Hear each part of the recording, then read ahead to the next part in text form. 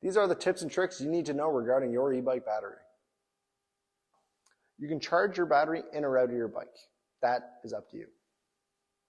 It's important to note you will get 2 keys with your e-bike, and they are strictly to remove the battery and for the force is actually to operate the bike. So please do not lose them. Pull one aside, forget about it, and they only use them to take the battery out, but you should not be riding it with it in the keyhole, which is right there. If you do lose one of them, you can copy the backup. If you have the Freedom City Elite C2H or the Purity M2H, then your battery port will be located underneath here. And make sure you are closing this cover when you're not charging the battery to avoid water getting into it. If you're going to plug your battery into charge, you always want to make sure you plug in the charger first into the battery and then into the wall outlet. Your first charge is what they call a factory charge. It is recommended that you charge the battery for 8 hours straight. After that, when this indicator light here turns green, you want to unplug your battery. It'll take roughly 4 to 5 hours from empty, and if your battery is halfway and you're charging it, then it's going to take half of that. Now we're going to talk about storage. That entails short-term storage and long-term. So for short-term, it may be like a few days at a time or even a week. So a battery's happy zone is in between 20 to 80%. So this is actually where you get most of your range, and it's also where the battery likes to be at rest. So say if you went on a bike ride for the day and your battery's in between that zone by the time you're done, you'll want to leave it where it is and only fully charge it the evening before your next ride. The reason for this is that a battery doesn't like to be left at 0% or 100% for too long. So if you're only leaving it at 100% for one night, not the end of the world, but honestly, leaving it at 0% is one of the worst things you can do.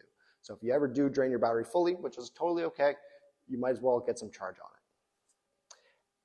And if you don't have anyone to take care of your battery over the winter months because you are going away, say down south, then we do offer storage here. So we can either store the bike for you or just the battery.